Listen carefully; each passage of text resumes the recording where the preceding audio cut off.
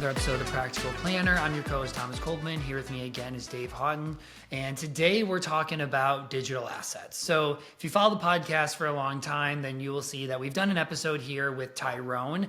But that episode was really focused on like why advisors need to learn about digital assets, not necessarily some of the practical things that need to be done. And so in today's episode, we're going to talk about it. And I think easy to talk about this now. I mean, as of this episode, Bitcoin's down quite a bit. It was at 109,000. Now it's down to 93,000.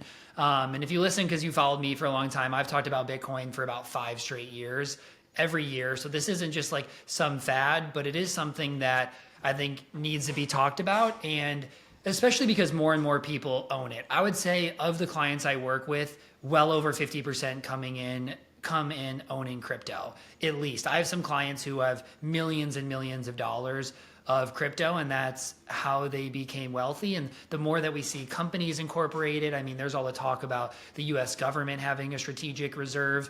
And so if you want to be an advisor that's relevant, I think whether you believe in it or not, you have to still help your clients understand how to manage it. My belief is that right now some people own it, and in 10 years, everybody's going to own some.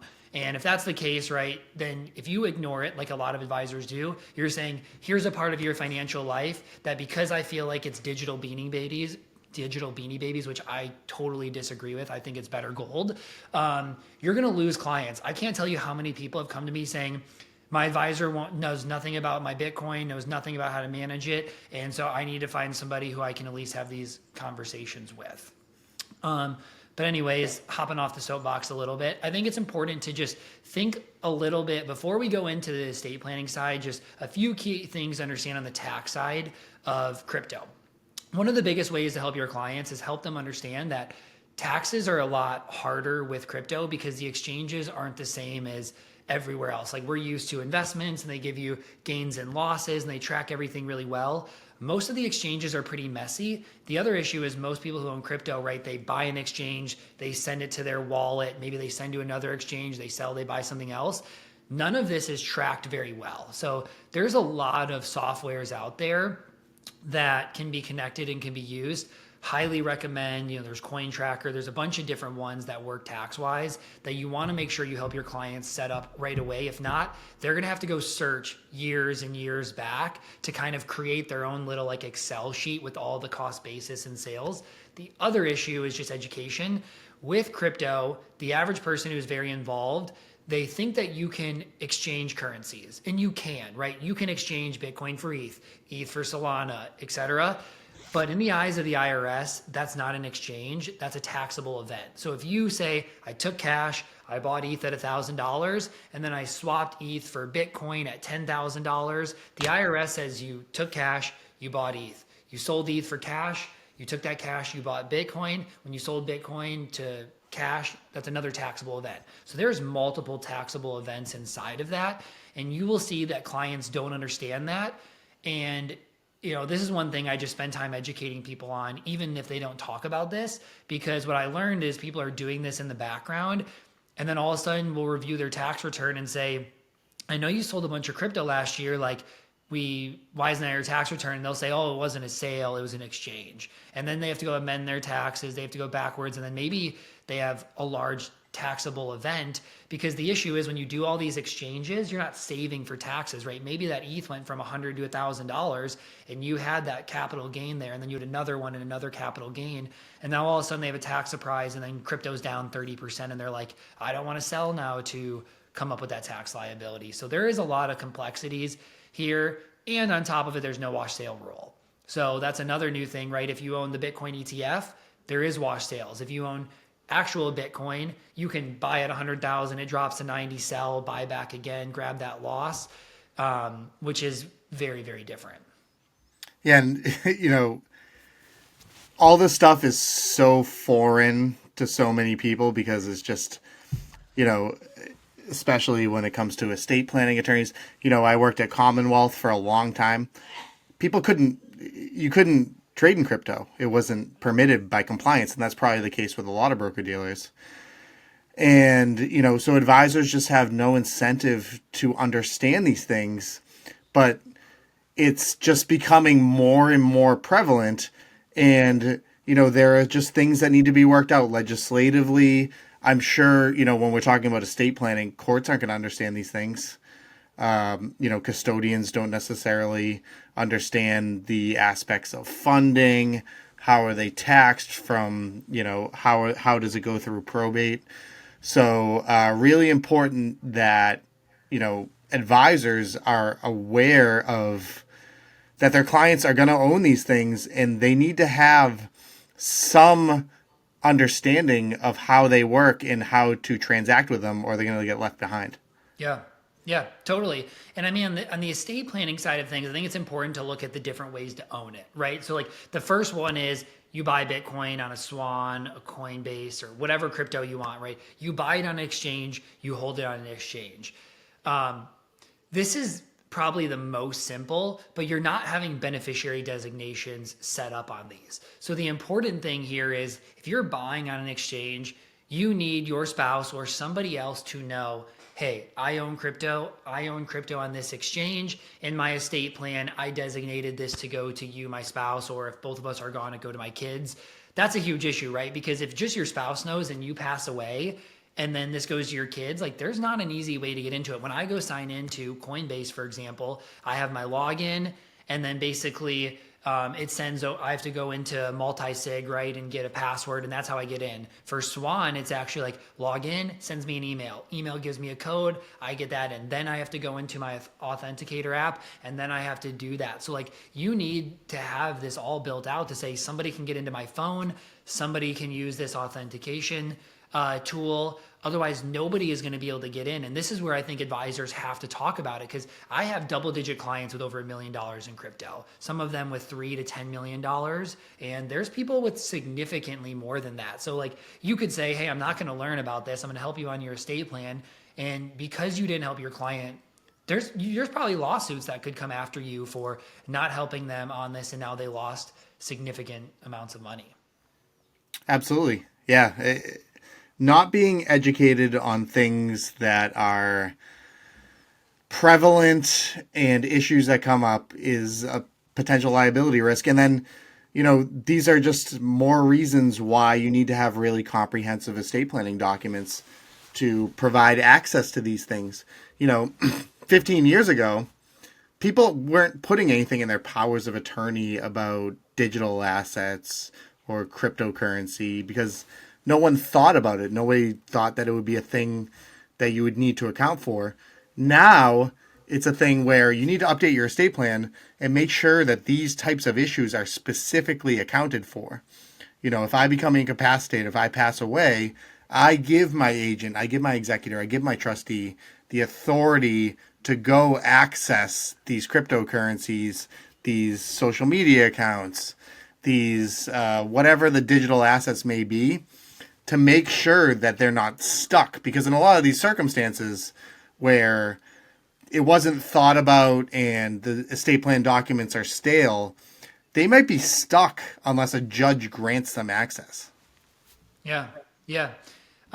Okay. So we talked about one. The other one's, right, if you own IBIT or one of the ETFs, this becomes a lot more simple, right? That's in a regular brokerage account or Roth IRA or something like that. You have a beneficiary designation.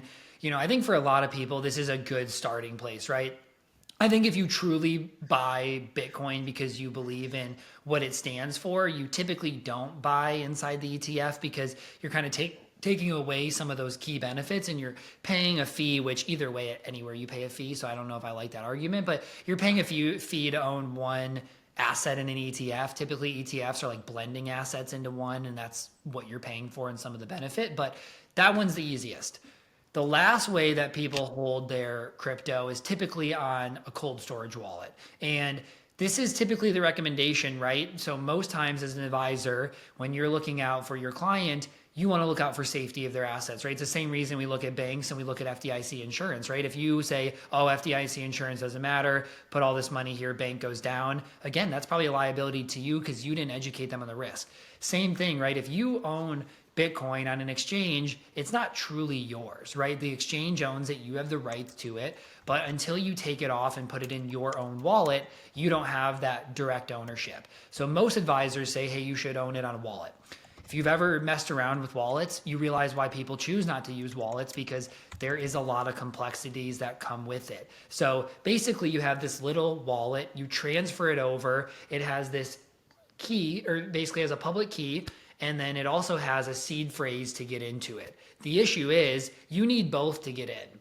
So let's say you move it to your wallet, you move houses, you lose your wallet, you're out of luck, right? Or you move, you have your wallet, but you don't have the seed phrase, which is normally a ton of words. You lost that, you're out of luck, right? And this is the issue that happens, right? How do we make sure we keep our crypto, and how do we make sure we don't lose it? This is where other providers come in. So Casa is one of them, and it basically gives you a third party. So you'll have these three parties. It'll be wallet, you'll have the seed phrase, and then you'll have like this login here. And so this helps make sure that no matter what, if you lose the wallet, you have these two and you can get in. You lose the seed phrase, you have these two that you can get in, and you can help designate other people to be a part of it, right? So you'll designate, hey, there's another person who can help get into this. This could be your spouse. This is generally what is recommended. And, a lot of people choose not to move to a wallet and keep it on exchange simply because of the fear of this happening. So I think, crypto is still so new that over the years, one of the biggest problems they're going to try to solve is estate planning, but also how do we make this simple, right? We still have people who don't even do online banking, right? They pay their bills regularly. They're definitely not buying crypto, moving it to a cold storage, and keeping their seed phrase safe. But when you do this, some best practices are, don't just get a safe at your home and put in the seed phrase and the wallet, right? Because if somebody gets into there, they have both. You never want those two together. So sometimes people have a safe at home that has the wallet. They'll have a safety deposit box that has the seed phrase. You typically don't want to store this on your computer, right? Like put it in your notes app, put it on a drive or a document with all your passwords is a terrible idea, because a lot of people end up hacking your computer. And if they can find your seed phrase, there's a pretty good chance that they can end up hacking into your computer. And then one other practical point is this last year, there was a ton of phishing scams, right? There was a really big scam where people would call you. They basically send an email and say hey, you got locked out of X place. Call and we're going to help you log back in. They call and they say, okay, I'm going to send a number to your phone. That's going to be the login. And then they're going to log in. They kind of hack your computer and they steal people's crypto. This has happened a ton in the last year. And so this is the issue why, one, you never answer those. If anything seems fishy, don't do it. Our CEO texted me the other day asking me to go buy some gift cards. Yeah, exactly, right? And so you're like, okay, that feels weird. That's never really going to happen. And now there's ones where they're intercepting calls, hackers are intercepting calls when people call a bank or whatever, and they'll basically get your information and then they'll call the bank and pretend to be you. But your crypto is the easiest thing to be hacked. So you want to make sure you have a login, you have an email that's very hard, it's not the same one you use anywhere else, and then you also have a way that you have the authenticator, one of those apps, because you want as much protection as you can. And I'm just like everybody else. I hate logging in, right? I hate all the steps that go into it. But I'll tell you, I know people who've lost $10,000, $100,000 to $100,000 of crypto this year. The nice thing is with banks, right? You lose money from Chase. Chase is going to reimburse you. Crypto does not work like that. Nobody is giving you that money back. So you need to make sure you have all the safety protections in place. Yeah, and it's, coming from practicing in estate planning, people really, it needs to be hammered into them, especially with the crypto stuff, to make sure that they're careful and they're doing this right. Because I can't tell you how many times someone passed away, the kids come in, can't find the will, can't find the trust, don't know the password for the email, whatever the case is. People aren't organized. So I think it really needs to be hammered home, because in a lot of those scenarios, like you were saying with bank accounts, you're going to figure it out. There's going to be some way that you're going to get access. But with some of these digital assets, you may literally not be able to get access ever. So really, really critical. It's hammered home that however careful you think you are, you need to be more careful. Yeah, agreed. And I think while we're on this note, this isn't just digital assets. This is just digital life as well.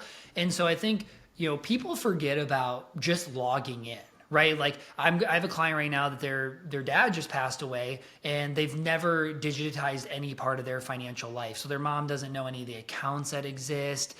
She doesn't know passwords or how to get into it. So what's typically recommended is that, you typically have like some storage place. There's a lot of these online providers where you can pay for, like for me with my employees, they log into places I log in with my stuff, but they have a password sharer. So you kind of want the same thing. There's ones where you can have social security numbers, you can have all of your accounts, credit cards, you can have passwords to everything, and all of it is locked inside of there behind typically like one master password and then some authenticator app.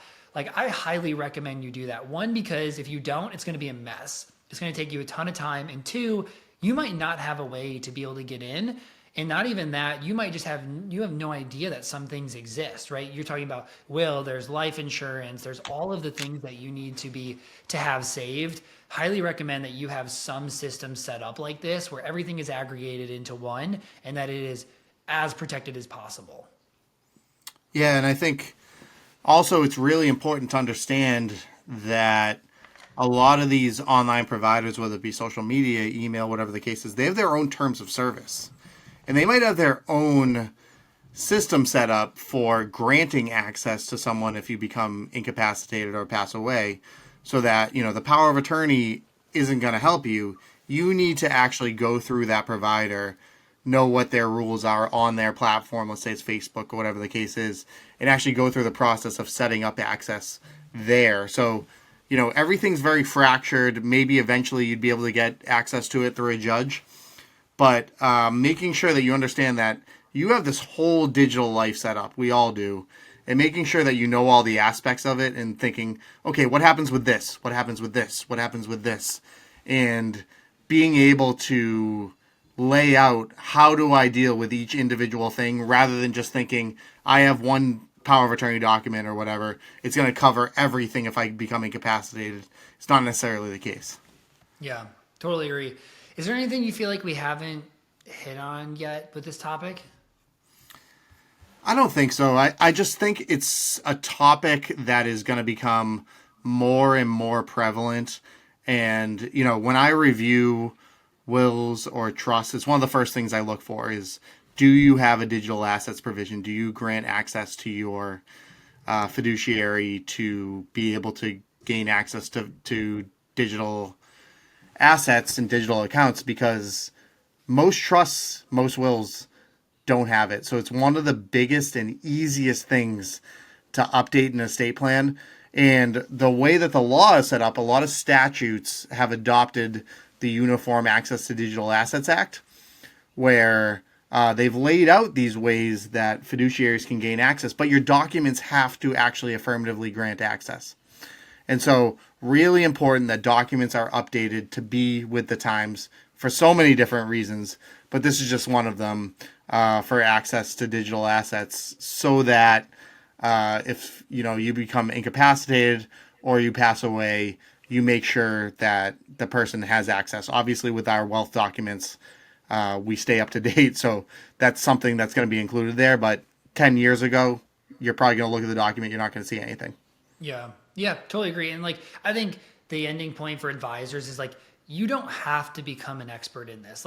I did my CDAA, you don't need to do that. You don't need to learn about blockchain and every crypto and how all of these things work, but you do need to understand the basics of how taxes work, how the estate planning works, because, at the end of the day, if you choose to ignore it, one, that's a risk. And two, you're going to lose clients, right?